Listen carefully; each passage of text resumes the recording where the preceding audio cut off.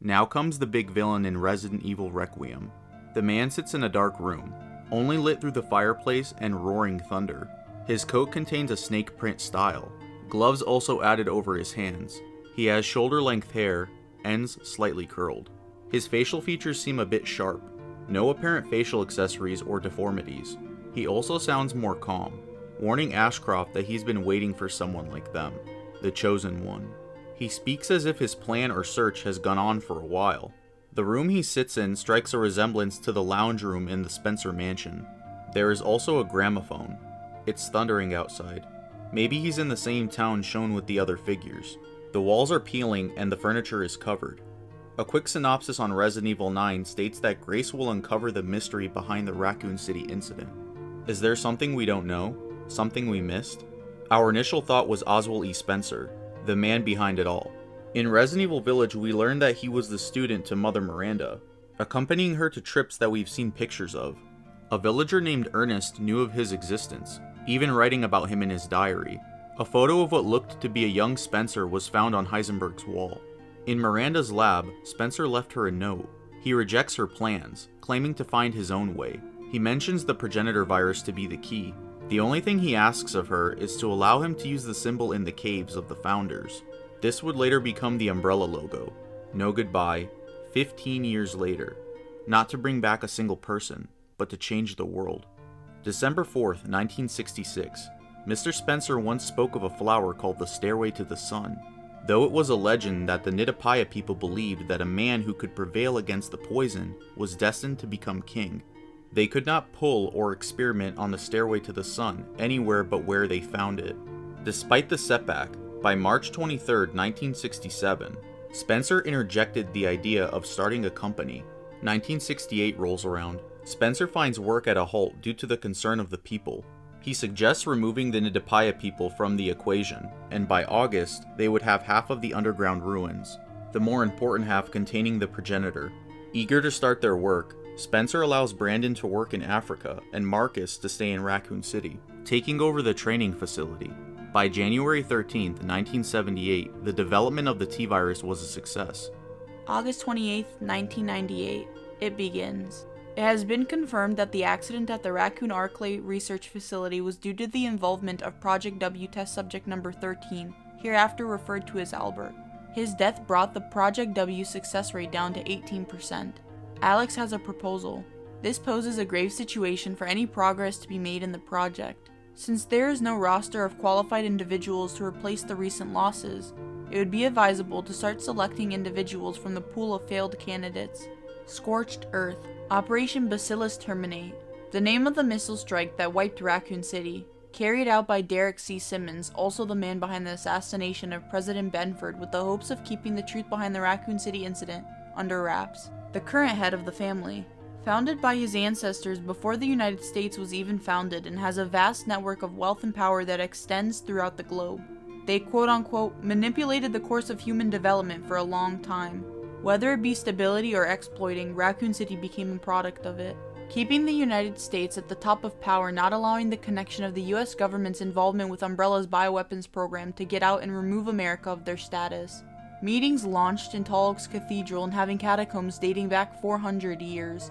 Deep pits with statues of someone or something at the core. He catches wind. I just received word that Raccoon City has been wiped out. The Americans have finally took action against us. I hope the irony of using the very military machine that was supposed to protect them from foreign attackers to kill their own people is not lost on them. While the danger posed by the T-virus spreading was very real, I don't think Americans will easily forgive their government for the deaths of over 100,000 of their own people. If the truth of this matter is ever brought to light, support for the current administration will plummet.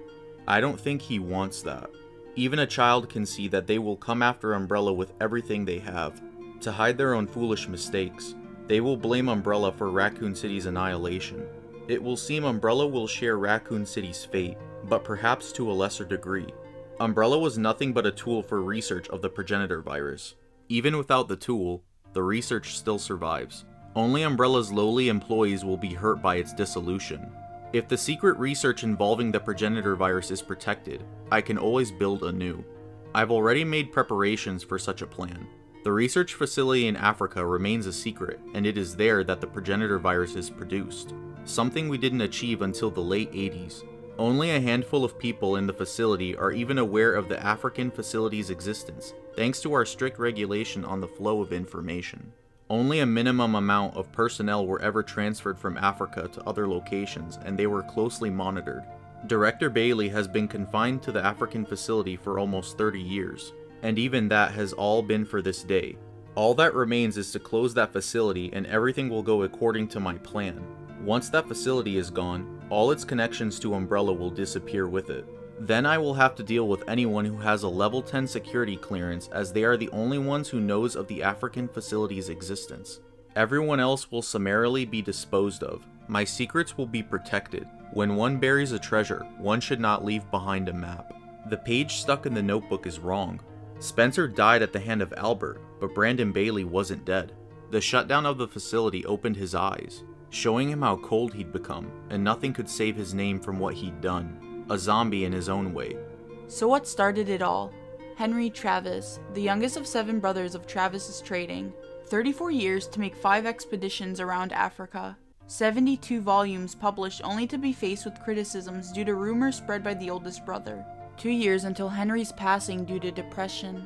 Travis Trading would limit the produce of Henry's knowledge, eyeing volumes 17 through 24. Eventually, the divisions became Tricell, benefiting off of the discoveries in Africa.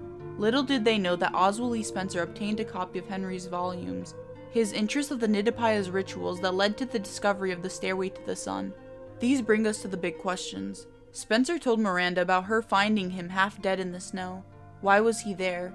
Was there a book containing a fable of the Megamycete? Perhaps the rituals of the original 4 lords of the village. Did Spencer ever take any of the mold?